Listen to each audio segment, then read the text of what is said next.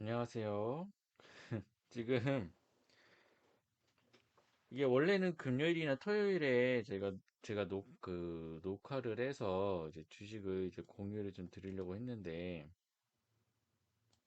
그 계속 노이즈 캔슬링이 나와가지고 그러니까 계속 잡음이 섞이는 그 형태가 돼가지고 굉장히 녹음을 해도 굉장히 좀 듣기가 싫더라고요. 그래가지고 이걸 해결 방법을 찾다 보니까 이게 마우스란다. 마이크에 좀 이상이 있어가지고 그 좀 마이크를 좀 교체를 한 다음에 하니까 좀 잘 돼가지고 이제 공유를 드렸는데 사실 조금 전에 굉장히 열심히 녹음을 해가지고 이제 다 했다 이제 공유 드리자라고 했는데 지금 이 녹화하는 화면을 지금 보이는 이 화면으로 녹화를 해야 되는데 제가 지금 다른 걸로 녹화를 하는 바람에 그러니까 녹음은 됐는데 녹화한 화면 자체가 다른 화면이다 보니까 일반 화면이다 보니까 전혀 이게 그 수업이 녹화가 안 된 거예요. 그래서 이제 새로 하고 있는 겁니다. 예.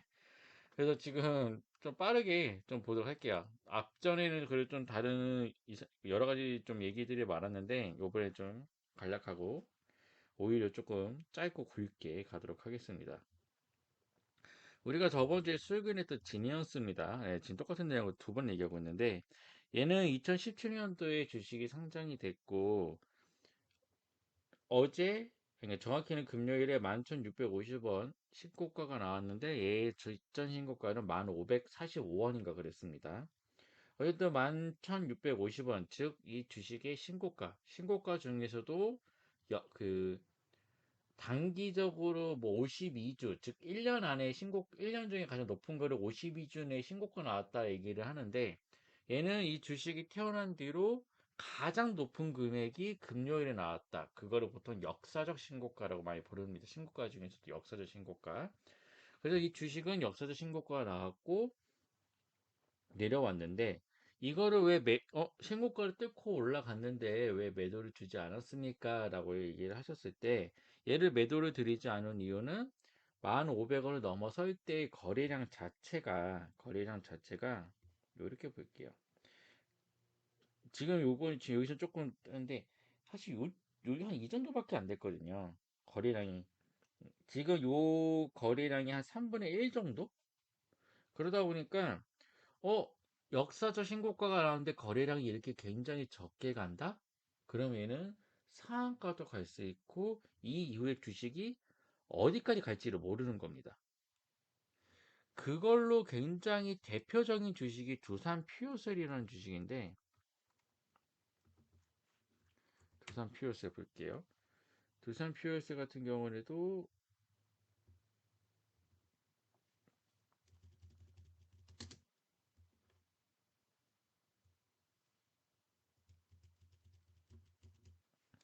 얘가 이때였나요?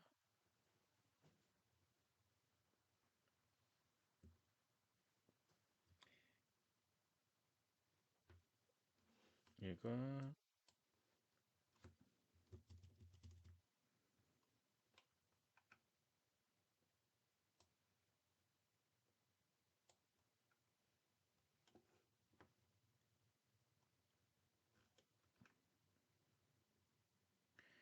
아마 이때였던 걸로 기억이 나는데 보면은 주식이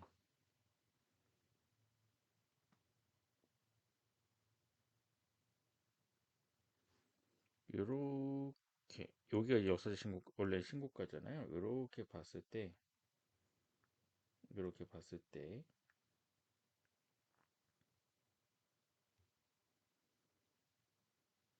요거를 요렇게 봅시다.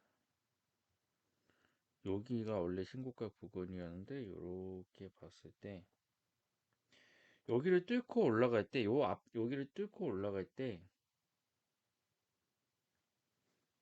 여기가 원래 신고가 부근인데 얘가 이렇게 뚫고 올라갈 때 거래량 자체가 굉장히 적었단 말이에요.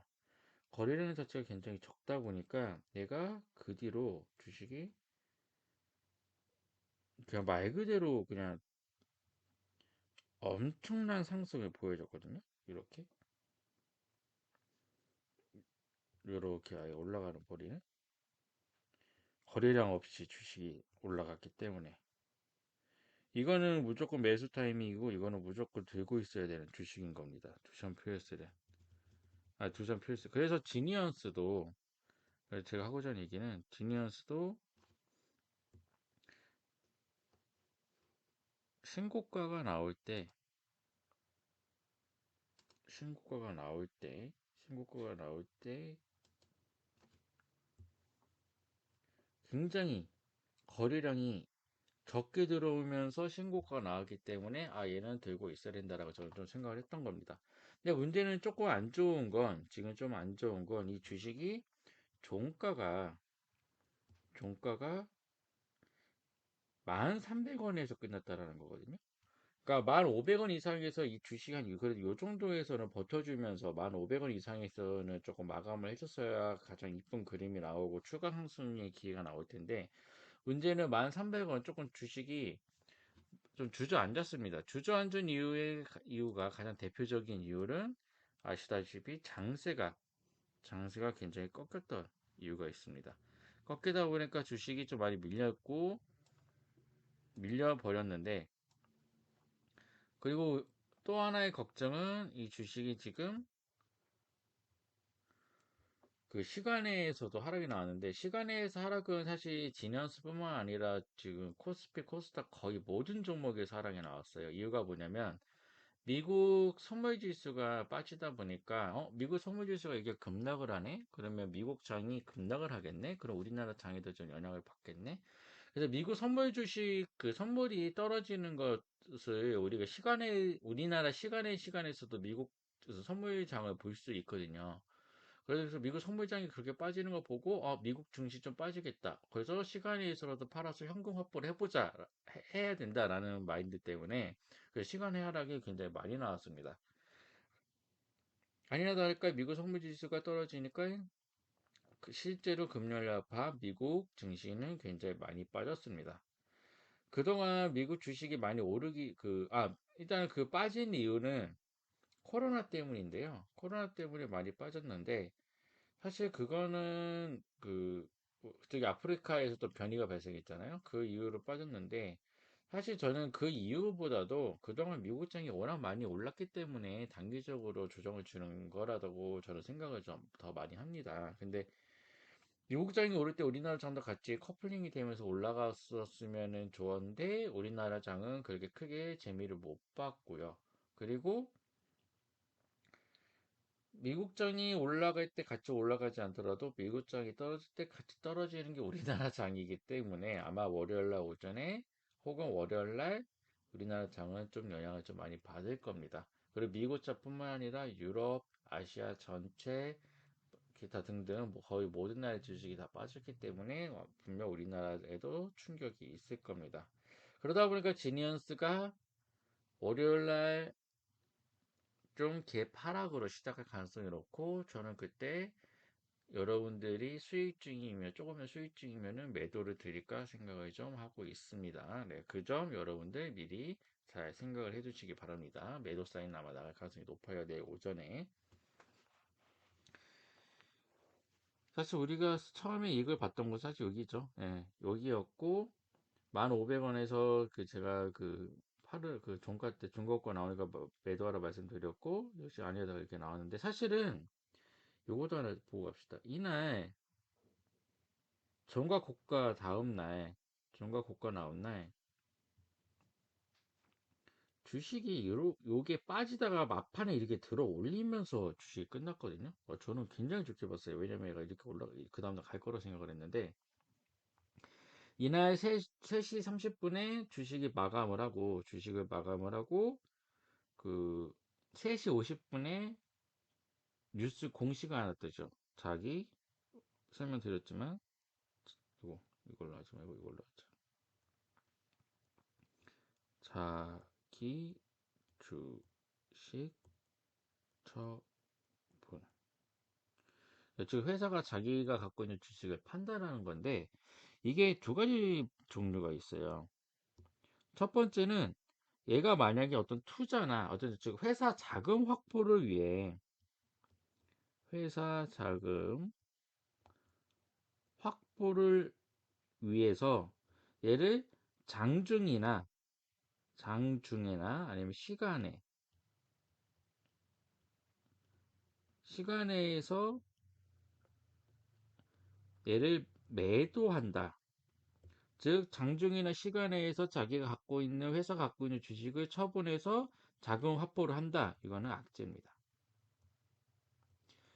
어쨌든 회사가 자기 주식을 판단하는 거는 어쨌든 매도세가 강하게 나올 수밖에 없고, 주식은 매도세가 강하게 나오면 어쨌든 음봉 나올 확률이 높습니다. 매수세가 강해야 주식이 올라가는 거죠. 당연하겠지만 그 지금 악재로 봅니다. 그날 다행히 이날 나왔던 주식의 목적은 그 주주들에게 상여금 목적이거든요. 근데 주주들에게 상여금을 주는데 이거를 요렇게 매도를 해가지고 상여금을 주는 개념이 아니라, 얘를 그냥 자기가 갖고 있는 주식을 그냥 나눠주는 개념이었기 때문에, 나눠주는 개념.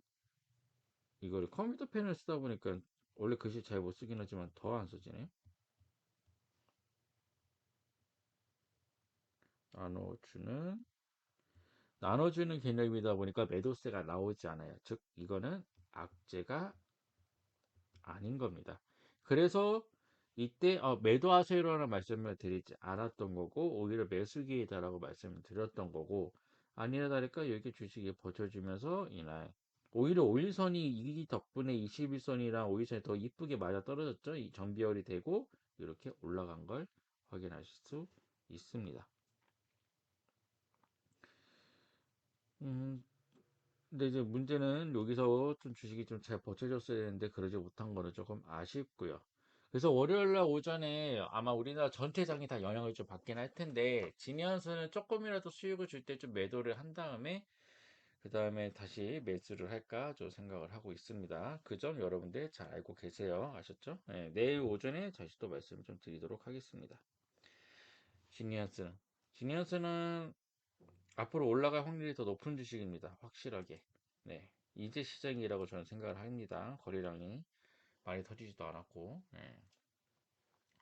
그와 함께 좀 좋아 보이는 게 유엔젤이라는 주식입니다. 유엔젤이라는 주식도 그동안 참 옛날에 얘가 펭수 관련 주식이긴 했거든요. 펭수 덕분에 많이 올랐던 주식인데, 얘도 지금 전비율 이쁘게 만들어 놓고 요 양봉이 거래량이 미세하게 들어오면서 이 양봉을 만들어냈습니다. 그리고 지금 여기 5일선하고 20일선은 골든 크로스 낼 거거든요. 골든 크로스 내는 순간 얘는 완벽한 전별이 되면서 올라갈 기회가 많다. 앞에 매직 힘도 확실하다. 그래서 현재 장에서 가장 차트가 이쁜 거는 제가 봤을 때는 지니어스랑 유엔젤이 가장 이쁘다라고 생각을 하고 있습니다. 다만 유엔젤도 내일 장세 영향을 분명히 받을 것이고요. 그렇다면 하락을 하게 되면은 거기서 더 매수를 하셔도 좋다. 다만 요번에 하락이 얼마만큼 더 우리나라 장에 더 하락을 줄지는 그건 조금 더 지켜보긴 해야 될 것 같습니다. 예. 어쨌든 좀 지켜보다가 유엔지도 매수를 좀 해보도록 하겠습니다. 매수하신 분들은 계속 들고 계시면 되고요. 그 다음에 한국 바이오젠 같은 경우에는 지금 단기적으로 좀 추세를 좀 깼습니다. 예. 역시 장세 영향을 받았습니다. 이렇게. 사실 목요일날 요 운봉이 굉장히 좋지 않았습니다. 왜냐면은 얘가 얘도 어쨌든 완벽한 정배열인데 거래량이 조금 이제 들어오려고 하고 있고, 이 상황에서 얘가 22선을 깨지 않기 위해서 보면은 여기 맞고 올라오고 맞고 버텨주고 맞고 떨어졌는데 다시 올라오고, 그러니까 21선을 지키기 위해서 굉장히 노력을 많이 했거든요. 근데 결국은 이때 21선을 버티지 못하고 내려왔고 더 추가 하락까지 했습니다. 얘는 여기까지 찍고 올라갈 가능성이 높습니다. 예. 요즘 그 한국 바이오젠은 좀 단기 추세 좀 깬 편이고요. 우리가 갖고 있는 주식들 중에 뭐 파버나인이나 SP 시스템, 그 다음에는 보락 이런 것들은 좀 시간이 좀 오래 걸릴 거고, 좀 우리손 FNG가 조금 아쉬운데, 왜냐면은 얘가 요렇게 됐을 때 요 추세에서 이 추세에서 이렇게 더 이어야 되겠죠? 추세에서 봤을 때 이날 음봉이 굉장히 치명적이었습니다. 예, 이날 음봉. 즉 변곡점에서 하락을 잡았기 때문에 얘가 더 하락을 한 거거든요.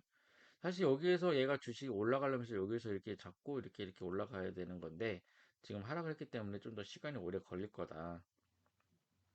다만 우리손 FNG는 앞에 매집 품절 굉장히 확실한 주식이기 때문에 전혀 걱정할 필요가 없다라는 걸 다시 한번 말씀드립니다. 다만 저기 변곡점에서 상승 흐름을 잡았으면은 좀 더 손쉽게 올라갈 수 있는 주식이 그러지 못했다라는 건 굉장히 좀 아쉽습니다.